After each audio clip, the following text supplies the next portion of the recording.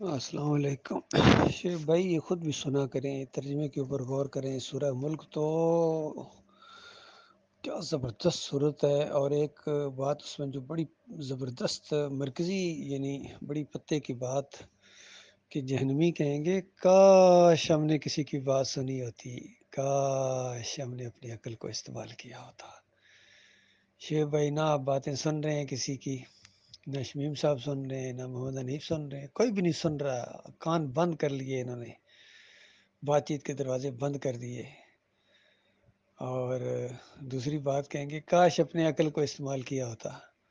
او میرے بھائیو، اگر ہماری بات نہیں سنتے ہو نہ سنو، اپنی عقل کو استعمال کر لو یار۔ ایک نبی دوسرے نبی کو سجدہ کرے گا، غور کرو، اور اللہ ایک نبی کو دوسرے نبی کے سامنے سجدہ کروائے گا، یہ قرآن کے مطابق پورا عقیدہ ہے؟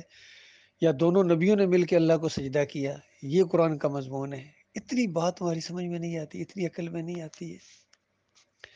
سورہ یوسف کے اندر جو وہ مضمون بیان ہوا ہے جس انداز سے، وہ پورے خاندان نے اللہ کو سجدہ کیا، ہر ایک نے اپنے اپنے اس کے مطابق، ظاہری بات ہے پورے خاندان نے جب سجدہ کیا تو اس میں اللہ کی تعریفیں کی، اللہ نے جو رحمتیں اور برکتیں فرمائی اس خاندان کے اوپر، انہوں نے شکر گزاری کے طور پر اللہ کو سجدہ کیا۔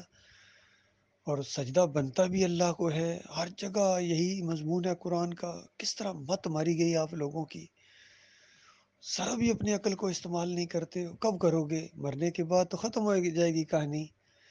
اس وقت نہ حنیف صاحب بچائیں گے، نہ شمیم صاحب بچائیں گے، نہ مرکزی شورا بچائے گی، نہ کوئی رشتہ دار کام آئیں گے۔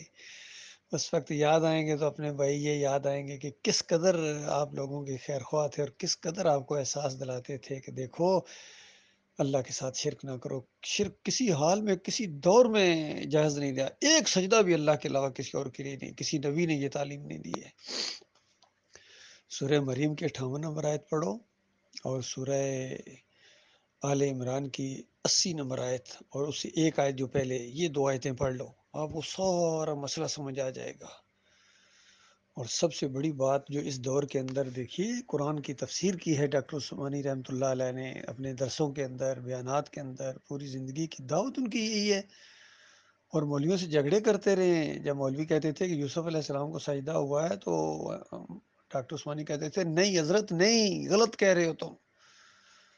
سارے خاندان نے اور رحمتوں اور برکتوں کی وجہ سے اللہ کو سجدہ کیا ہے، اور یہ تعبیر کا ایک انداز ہوتا ہے۔ اور پھر آگے جا کے کہا کہ دیکھو جس طرح وہ مصر کے اندر 7 دبلی گائیں موٹی گائیں کو کھا رہی تھی، وہ گائیں نہیں کھا رہی تھیں، اس سے مراد خشک سالی پڑے گی، اور 7 سال یعنی جو خشک سالی ہوگی وہ ہریالی کو گویا کھا جائے گی، یعنی اس انداز سے۔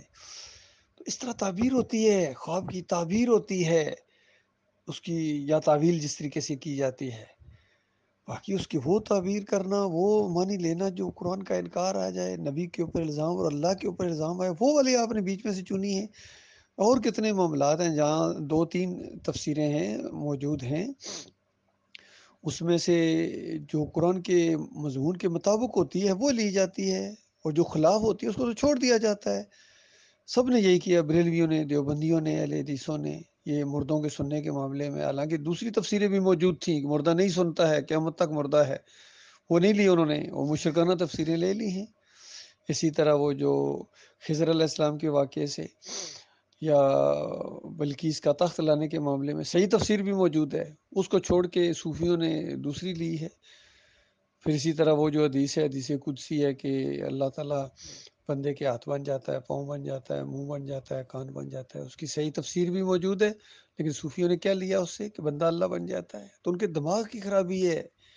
اسی طرح ختم النبیین کے معاملے میں قادیانی نے ٹھوکر کھائی ہے، شیعوں نے کتنی جگہ ٹھوکریں کھائی ہیں اور کفر و شرک پھیلایا، انہوں نے قرآن سے ثابت کرنے کی کوشش کی ہے اپنے مشرکانہ عقائد کو۔ تو کیا وہی کام آپ دوبارہ کرنے کے بعد یہ سب کچھ جائز ہو جائے گا؟ وہی کام کیا ہے محمد حنیف صاحب نے، جو اشرف علی تھانوی نے کیا تھا، جو شاہ ولی اللہ نے کیا ہے، جو عبدالوہاب نجدی نے کیا ہے۔ انبیاء کے اوپر الزامات لگائے ہیں، کچھ تو اللہ کا خوف کرو، یہ چند دنوں کا معاملہ ہے، اگر موت آ گئی اسی شرک کے اوپر اور شرک کا ساتھ دینے والوں کے اوپر تو کہانی ختم ہو جائے گی۔ وہاں چیخو گے، چلاؤ گے، خون اور پیپ کی وادیوں کے اندر گوتے لگائے جائیں گے، 70 گز زنجیر سے کھینچا جائے گا، اور بار بار کہا جائے گا ذق، چکھ مزے، تو بڑا سیٹ تھا۔ تو بڑا سمجھدار تھا، بڑا عزت تھا، بڑا تیرا مقام تھا دنیا کے اندر، چکھ مزے، یہ سب کچھ ہونا ہے تو اس کا کیا ہوگی بتائیے؟ واپس تو نہیں آ سکو گے، ایک دوسرے کے اوپر لانتے بھیجو گے۔ تو یہی چیز ہم بریلویوں کو کہتے ہیں، دیوبندیوں کو کہتے ہیں، اہل حدیثوں کو کہتے ہیں، اور آپ لوگوں کو بھی یہی کہتے ہیں، چونکہ وہی انداز ہے، بلکہ اس سے بڑے مجرم ہیں آپ لوگ، کیونکہ آپ توحید کی بات سمجھ گئے تھے، ایمان کی جو ہے نا وہ حلاوت محسوس کر لی تھی ان لوگوں نے، اور پوری طرح محسوس ہو گیا تھا کہ یہی دعوت حق ہے اور پوری دنیا پر یہ چھائے گی، اور رنگ جہان بدلی ہوگا اس دعوت سے پوری طرح۔ تو اس کے بعد پھر کیوں شرک کی طرف دوبارہ گئے ہیں؟ اس کو ارتداد کہتے ہیں۔ اللہ تعالیٰ اس خوفناک انجام سے اپنی پناہ میں رکھے۔